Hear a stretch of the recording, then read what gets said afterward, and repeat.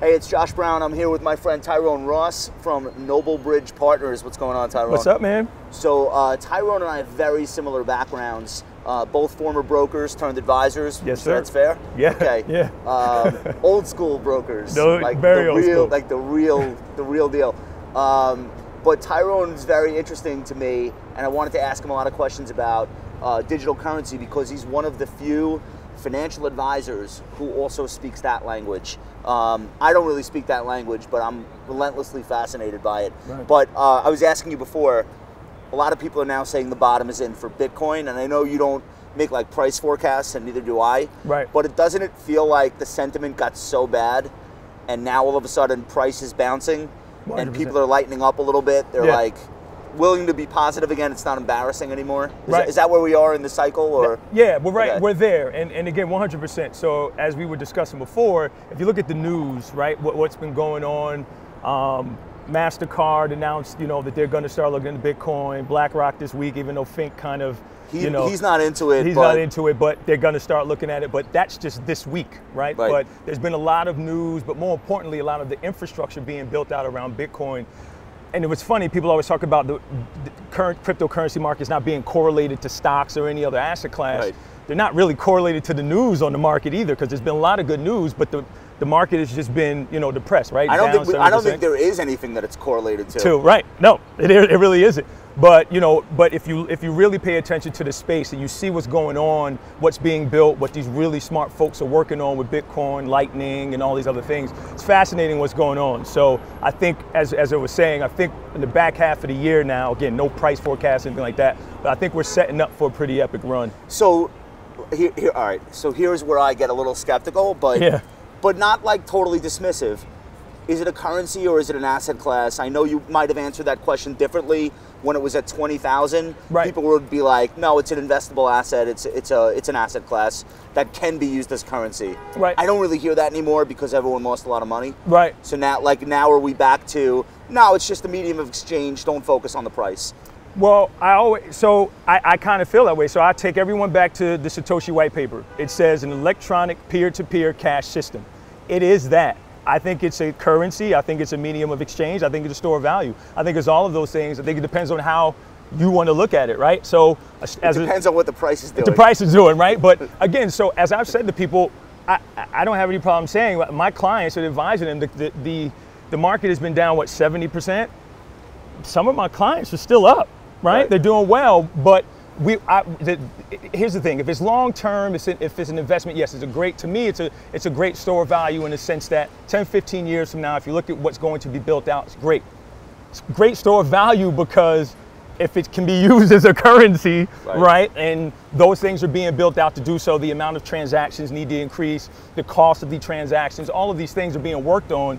So I think that whole is a currency or medium of exchange, I think that's kind of, it's going to be thrown out, but they're working hard on that. How far away are we from a consumer app where the word blockchain and the word Bitcoin doesn't even get used? Yeah. It's just like something that like my wife would have on her phone to do a lightning fast transaction, and maybe the money moves from the bank automatically, because that's really what has to happen for this to speed adoption. So I think there are things like that now, but unfortunately it would take financial advisors in the investment community to push that and get people aware of it. Now, very good point, we're a long way from it being just, you get my mom doing it, your wife doing it, my sister doing it, because it's still techie now, it's very techie, it's very clunky.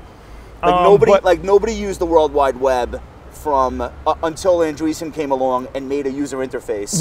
Where you were like, oh, I understand this. But you had a huge amount of years between the invention of the thing, mainly used for research portals, but could it be that long or could it be shorter? It's going to be shorter. So for instance, again, it's somewhat available now. So Circle has Circle Invest, they have their crypto app, but they also have something called Circle Pay. So that actually started out as the ability to buy Bitcoin and then do things with it, exchange it, do it, whatever. So the tools are there, right? And I know of them, my clients know of them, but you have to know someone who's in that ecosystem to do it. So I'm literally to the point now where my clients are using cryptocurrency to transact. right? Like, do not what necessarily are they me, buying? but Ecstasy? Yeah. Are they buying Uzis? Like, what are they doing? I mean, they're online stuff. So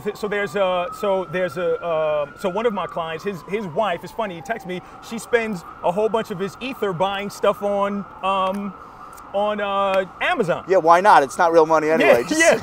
And he how much did that cost? Don't worry, it was ether. But here's a funny story about that. When I first got him into crypto, she sends him a picture. I don't know if you remember, like the guy who was like pushing Chuck E. Cheese coins. Oh no. It was a news story, the Chuck E. Cheese coins, and she sends it to him. He's like, these things are fake. Stop with this fake money. And he sends it to me. So now she believes in it so much that she's spending his ether on, buying stuff online or whatever. So yeah, there's so let me ask you a follow-up then about that. Yeah. So you have a wealth management client that comes to you, you're doing a retirement plan for them, right. You're doing traditional asset management, and then they're like, I read the stuff you're saying, I'm listening to you, Yep. You seem to be talking a lot about Bitcoin and cryptocurrency. What % of my net worth would you you can't make that recommendation. You really can't. I do it this way, from right? a fiduciary standpoint, you can't even do it. You can't do it. So you got to create a framework, right? So I say anywhere from 0.5% no more than 2%. A lot of it is on age. A lot of my clients are younger. They're very liquid. But you ever tell somebody just don't do it? Yes. Okay. So as I was saying earlier, 100% of my clients has asked about it. Every single one, probably more than 90%, they all own it.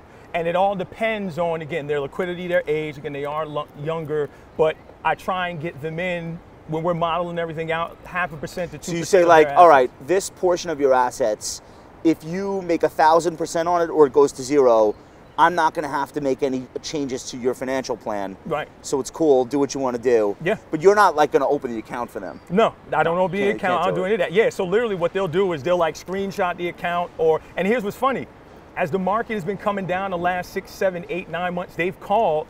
What do we do here? Is there another one I should buy? Should I buy this one or whatever? So like, I don't know who you custody with, but like Fidelity will let you see your Coinbase assets on their platform. Yeah. When you're viewing your regular accounts. Right. So you can see it all side by side. And they let you buy.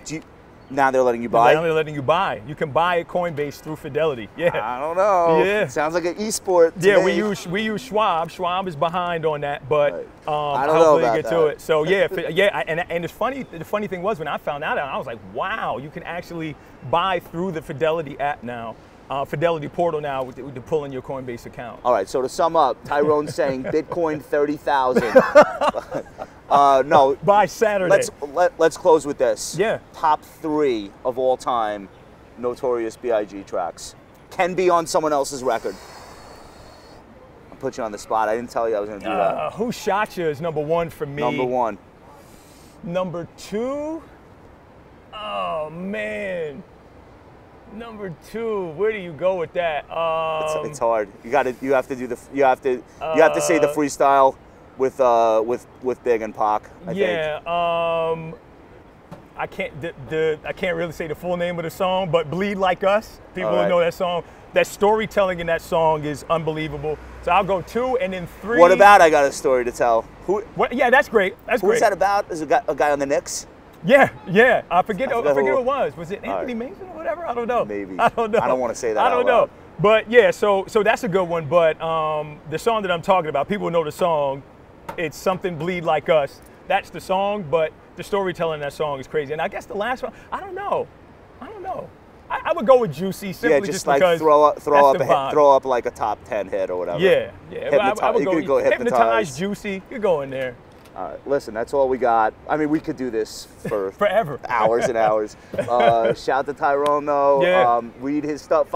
Where do you want to be followed? LinkedIn. I know you're like really like a ninja on LinkedIn. I don't do LinkedIn well at all. Yeah, but that's well, you're killing it. You're killing it. That's a big recently, platform man. for you. And why I got this. I thank you, man. And I hope this makes a cut. Thanks so much. It's really cool that you share your platform for little clowns like me. But stop. At TR401 on Twitter is where I run my mouth the most. So we'll put all that in the comments.